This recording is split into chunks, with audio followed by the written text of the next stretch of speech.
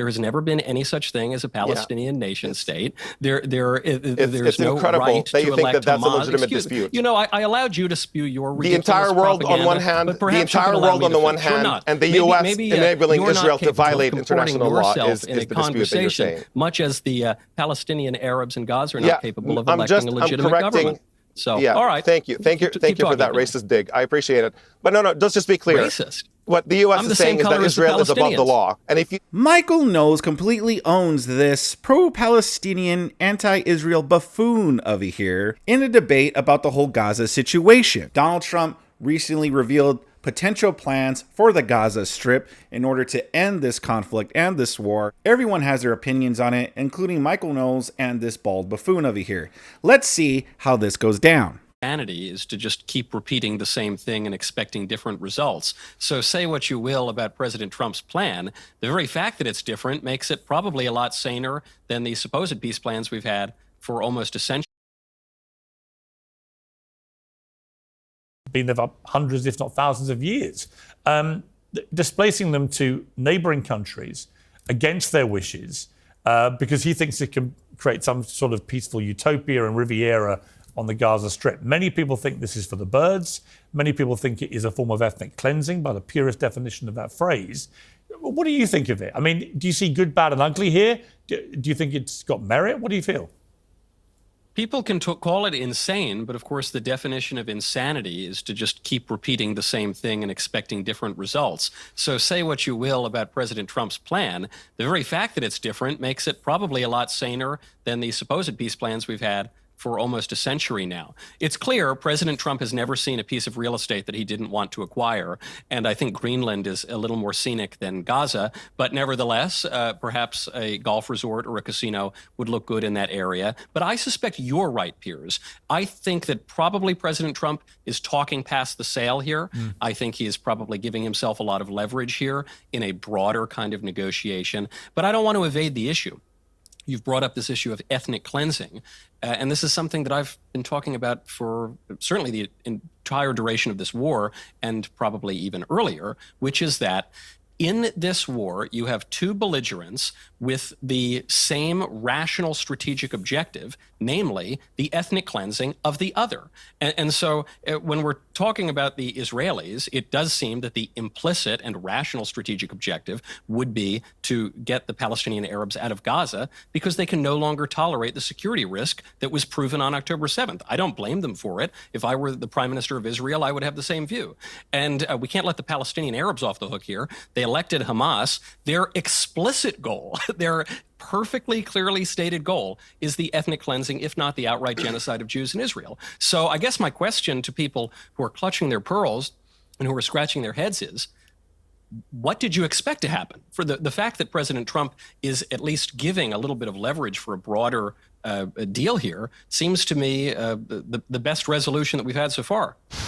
I think Michael Knowles is 100% correct. I think there's a lot of people coming in here that are overreacting, that are like blowing gaskets one way or the other. You're having some people like, oh, this is ethnic cleansing. This is wrong. This is horrible. You have other people going, well, this is just the art of the deal. This is just him trying to make a sale here. You know, the Donald Trump strategy of where you put something out there and then it brings everyone to the table and then the real deal gets put out there, which is a possibility. I'm not saying it's not, but I think there are sometimes he says something and it's an art of a deal type of thing. And I think there's other times when he says something and I think that's what he means he's going to do.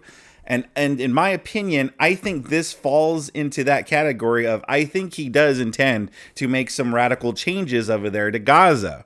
As Michael Knowles said, whether you like it or you hate it, it's at least something different. And at least it might actually bring some actual change to over there in that region. Because what we've been doing, the same cycle that has been going on for years and years and years, led to many deaths, hasn't been working. So I don't care if they want to move the Palestinians to a different area, as long as they could start a new life there, a better life, where they're not constantly thinking about whether they're going to live or die or not. So I don't know why anyone would be saying that's a horrible thing just because it's, they're taken away from their homes. As Donald Trump said, it's like rubble over there. There's nothing great over there right now. I don't know. I'm not an expert to the wars going on over there. And quite frankly, yeah, I don't really care what happens over there. But all I know is that I remember all of us being excited, like he could bring peace to the Middle East. He could settle the Russia-Ukraine war, which I'm still waiting for him to kind of get to. And so now he could actually bring some sort of change over there. All I'm saying is, can we just see what happens? This could be beneficial. Omar, because I've known Trump a long time, and one of his favored techniques is to say something that sounds very outrageous, sounds very shocking, sounds very extreme, to jolt people to a negotiating table. Right, I've seen him do this many, many times. We've just seen it with the tariffs, with Mexico, Canada, and the ongoing row with China. This is part of his playbook. So I don't for a moment think that he believes this is actually achievable the way he laid out yesterday.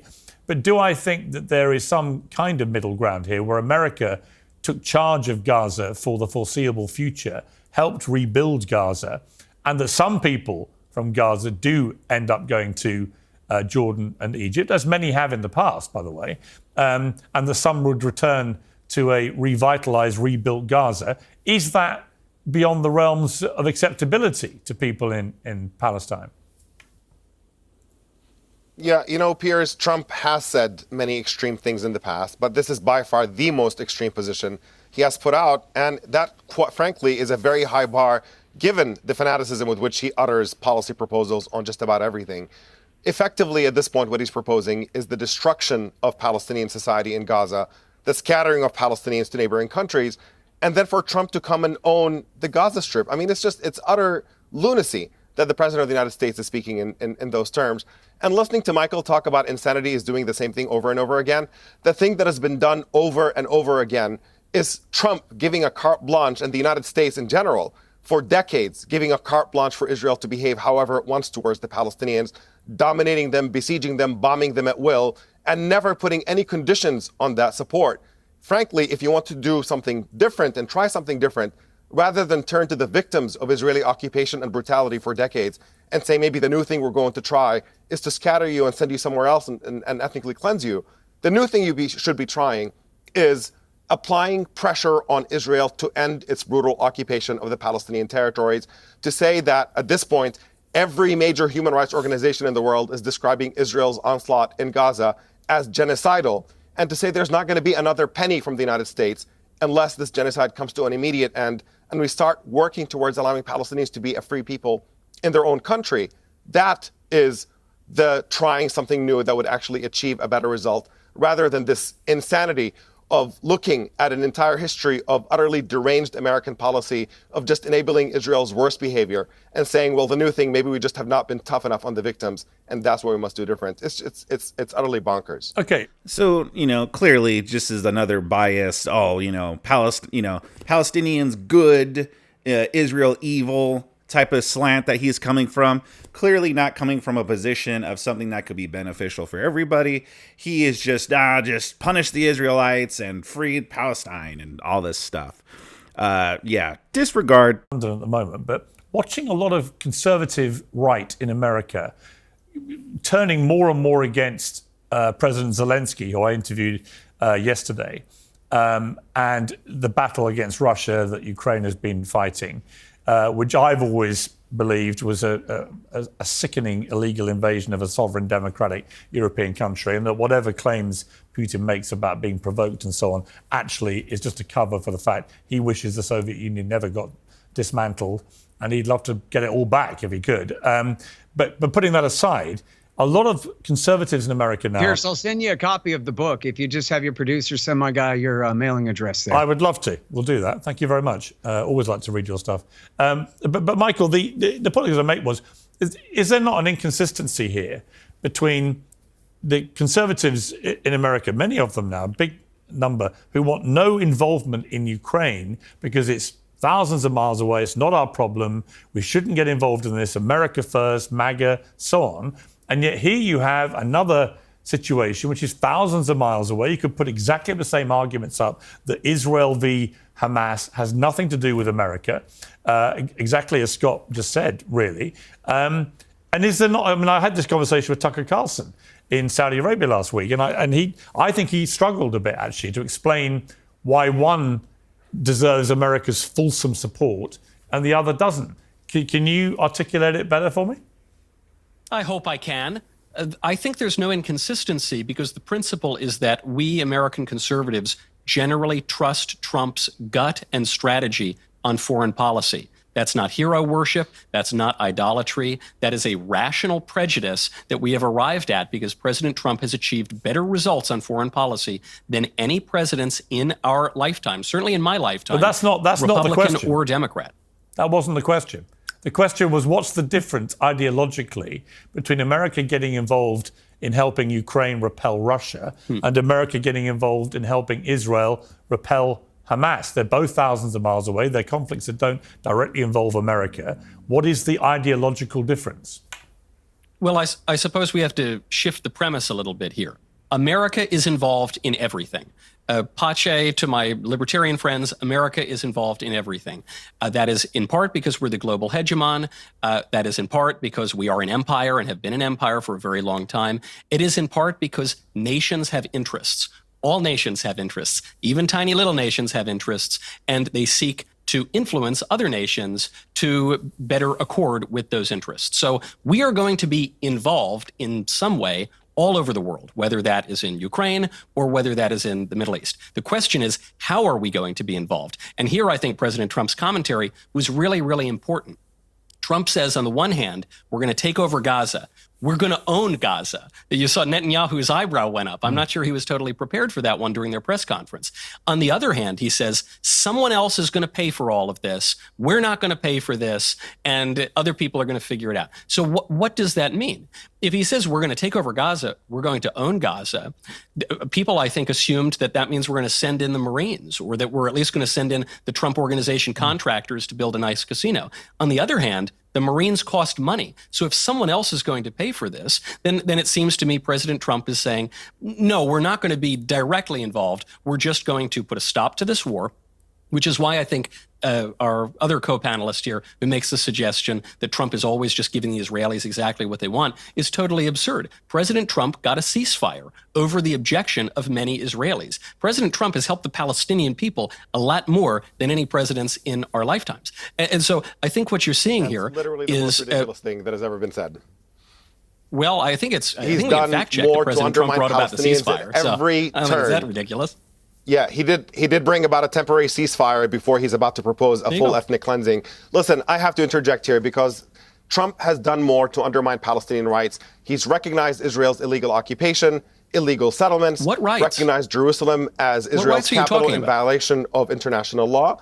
Every single, I'm listing them for you. That had been U.S. policy There's for 3 decades. Entire unanimity of condemnation of Israel's illegal occupation that Trump has recognized. Unanimity. And just on that point, so. I really US have to say that I'm fundamentally unanimity. What, yeah, some global two-bit hegemon NGO, acting like a rogue organization? state Give me a in break. order to enable another rogue state. Yes, the entire world, if you look at the logs of the international, of the UN General Assembly voting, it's obvious that Israel and the US are out of step with the rest of the world on illegal occupation.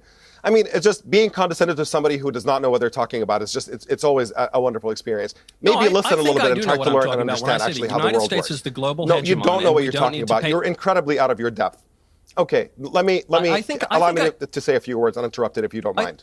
I think you've said a lot of words. I'm extremely uncomfortable with the idea. Could I? The United States is the global hegemon. I have not spoken. You've been speaking over me the entire time I've been speaking. Listen, Allow me to make my point. Well, this dude over here, Mr. Oh no, Israel bad, illegal occupation. He started talking over Michael Knowles first. Michael Knowles had the floor, and then this dude interrupted. But I mean, what worthwhile thing does this guy have to say if it's just going to be like, no, Israel bad, Israel bad, Israel bad?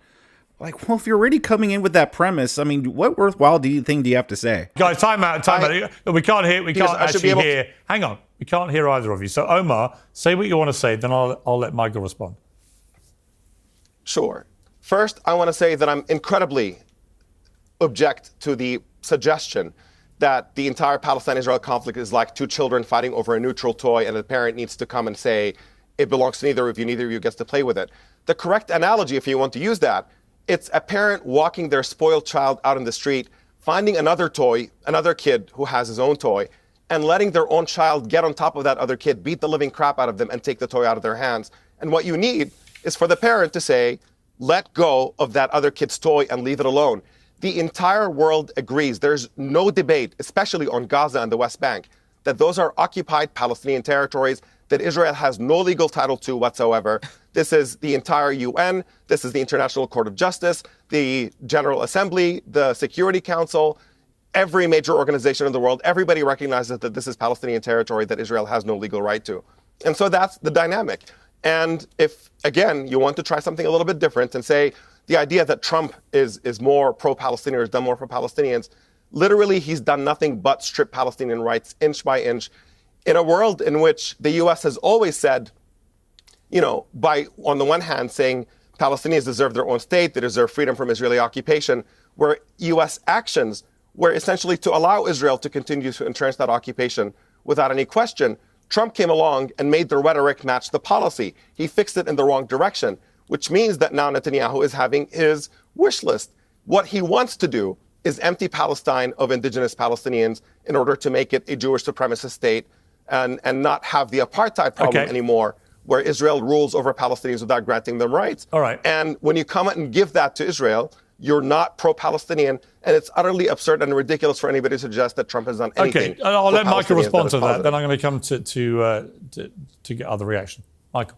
I think it's kind of silly to say there's total unanimity on the matter of Israel and Palestine when we're sitting on a panel debating the matter of Israel-Palestine, and especially when the global hegemon, the United States of America, disagrees with all of the two-bit international institutions and non-government organizations that you're citing. So it's simply a matter of fact. It's a long-standing controversy, and if you're talking about Palestinian rights, we need to be specific as to what those rights are. There has never been any such thing as a Palestinian nation state. There's no incredible right that you to think elect that that's a Hamas. legitimate dispute. You know, I allowed you to spew your ridiculous the entire world propaganda, on one hand, but the perhaps you entire could allow world me on the to one finish. You're hand, not. and the U.S. enabling you're not Israel to capable of violate comporting international law yourself is in the a dispute that you're conversation, saying. much as the Palestinian Arabs in Gaza are not capable of electing a legitimate government.